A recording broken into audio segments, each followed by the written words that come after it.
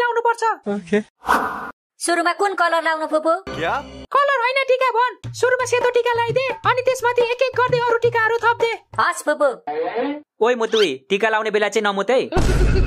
हेर्नु न बाबा फेरि मुतुई भन्छ। नजिस्कन बहिनीलाई टीका लाउन दे।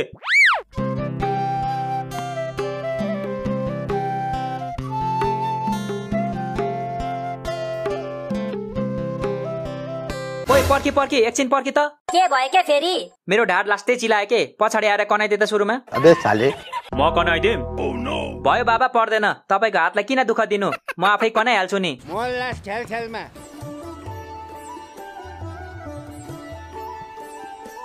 ला मोज गर।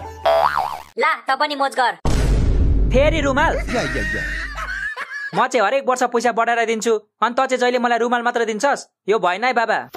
त सिगानेलाई रुमाल नदिएर के दिनु त? गजब बेइज्जती है। म पनि सानोमा रुमाल नै दिन्थे नि तपाईलाई, थाहा छ नि दाजु? थाहा छ नाकभरि सिगान चाहिँ तैले बोकेर हिँड्थिस् अनि रुमाल चाहिँ मलाई दिन्थिस् हैन त? अनि तपाईले चाहिँ फुपूलाई कति रुपैयाँ दिनुहुन्थ्यो नि? म त यसलाई 100 रुपैयाँ दिन्थे नि। जाबो 100 रुपैयाँ मात्रै? त्यति बेलाको 100 रुपैयाँ अहिलेको 1000 रुपैयाँ हुन्छ नि त छोरी।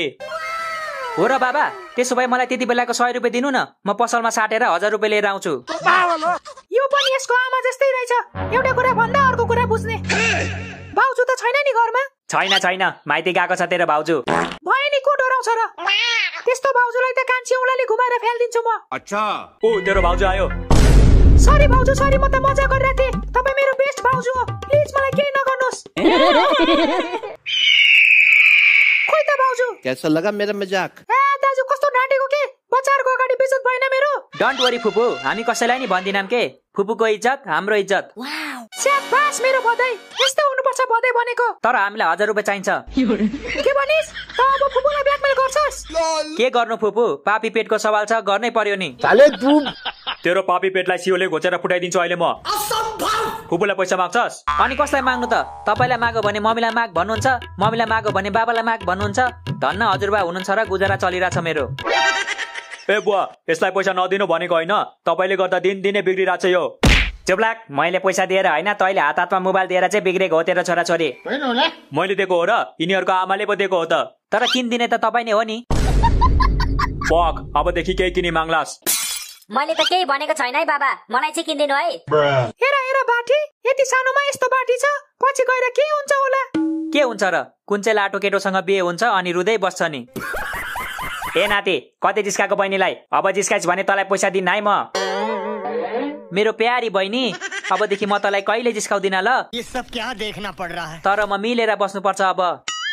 बहिनी आइज, अब मलाई टीका लगाइदे। सिधा लगाइदे है, त जहिले बाङ्गो लगाइदिन्छस्। तपाईको निधारे बाङ्गो छ त मैले कसरी सिधा लगाइदिनु? मेरो निधार हैन, तेरो आँखा चाहिँ बाङ्गो छ के। आँखा सिधा पार अनि लगाइदे।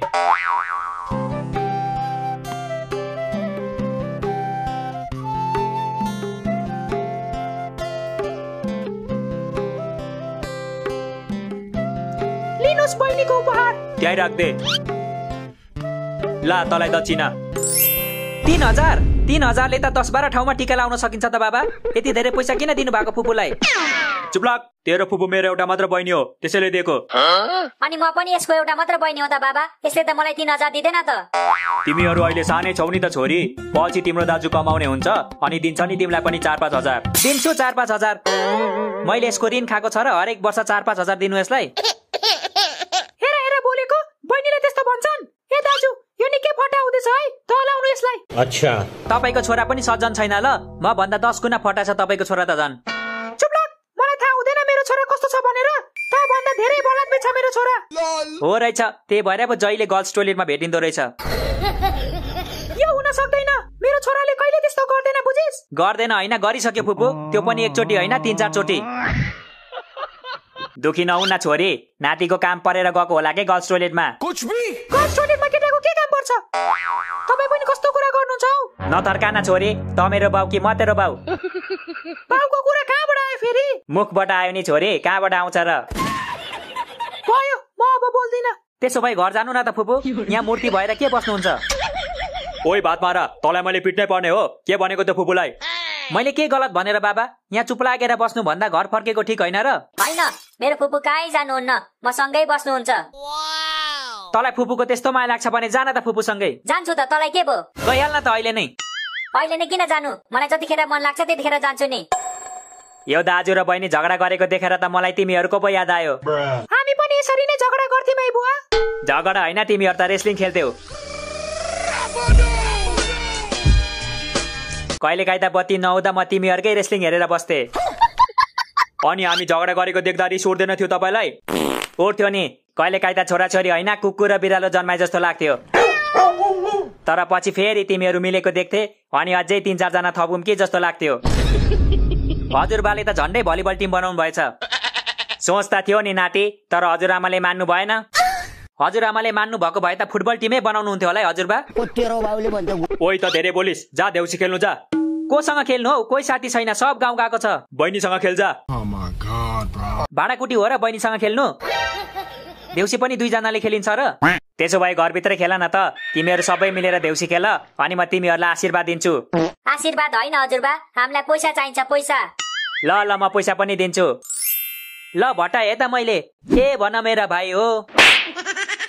म तेरो भाइ हो। या भट्टाउ त यस्तै भन्नुपर्छ के बाबा। ल भट्टा भट्टा। ए भन मेरा भाइ हो देउसी रे। ए राम्ररी भन देउसी रे। ए स्वर मिलाइकन देउसी रे। ए जोर लगाइकन देउसी रे। ए अझै भन देउसी रे। ए अहिले भन देउसी रे। ए तुरुन्तै भन देउसी रे। ए भन न भन देउसी रे। ए छिटो भन। ल तेरो देउसी रे। यसरी बटाइन्छ।